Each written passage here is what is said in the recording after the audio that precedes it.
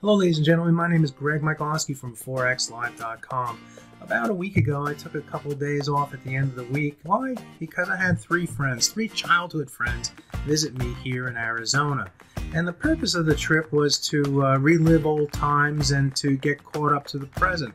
It also was to do a little hiking, to experience the beauty of Arizona. So they wanted to go to some place grand. And the place grand in Arizona is the Grand Canyon. So we got in a car and drove from the elevation of around 1,250 feet here in Phoenix to an elevation of 6,680 feet at the edge of the south rim of the Grand Canyon. And from that point, we started to move down. We started to dig ourselves into that big hole in the ground. I started to think about what we were doing, really physically going down into this hole. And I started to relate that to trading. And that's what the purpose of this video is. So if you don't mind, I'd like to hydrate myself before I get into the rest of the video. And then we'll talk a little bit about digging ourselves in holes and trying to get out of them.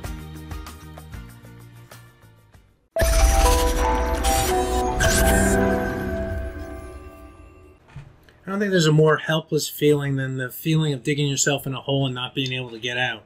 Think of those times in your life.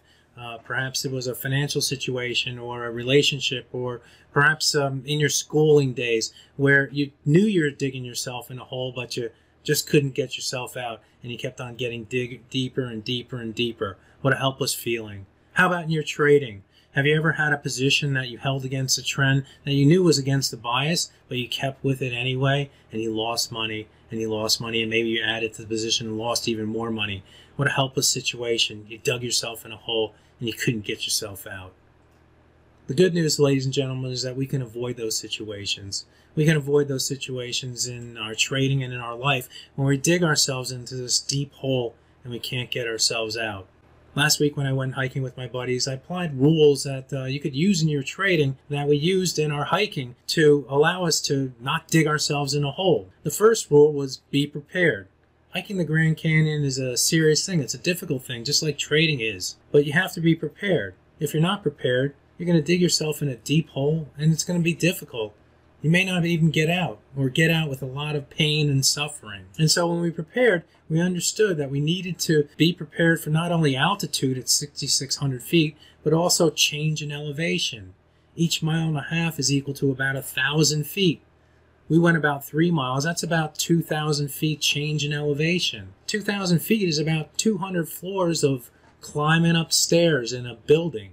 That's a tough thing to do. And so you have to be prepared. The next thing that we did was understand what tools we needed to use. The most important tool in your hiking is your shoes. Your shoes protect your feet. Your feet are what gets you from point A to point B. If you have shoes that don't have good traction, you have the possibility of slipping. You don't want to slip and fall in the Grand Canyon. If you have shoes that don't have good ankle support, you stand the risk of twisting your ankle. And you don't want a sprained ankle while you're hiking out of the Grand Canyon. If you have shoes that aren't comfortable, that don't have padding, you stand the risk of getting blisters. You don't want to hike out of the Grand Canyon with blisters either. So having the right tools is important to preventing yourself from digging the hole that's going to make hiking out of the Grand Canyon helpless. The next thing you want to do is understand your landscape.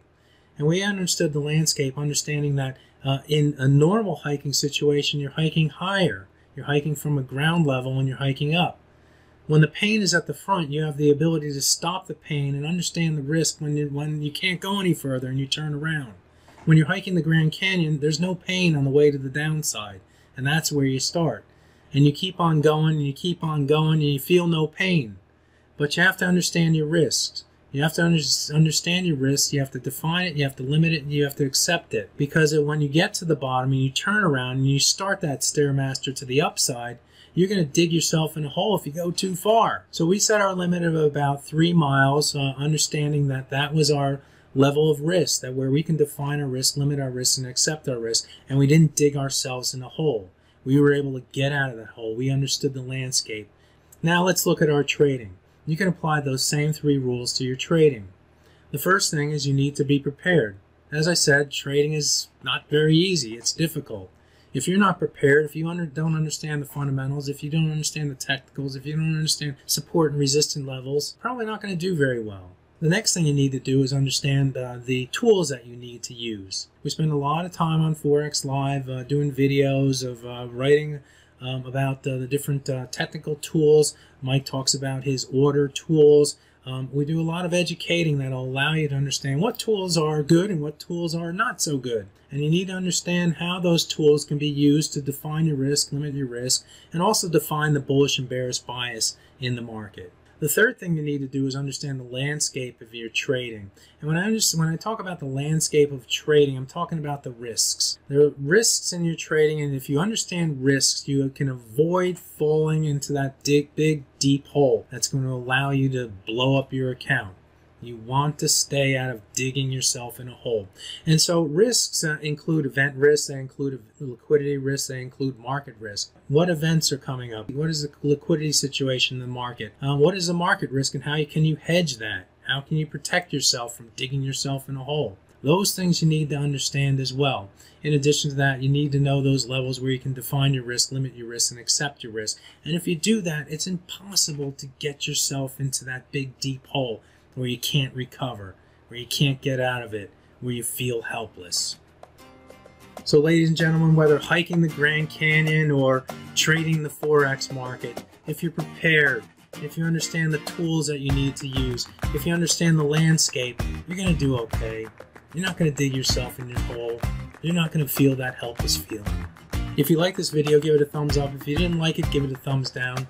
My name is Greg Michalowski. Good fortune with your trading. Bye-bye now.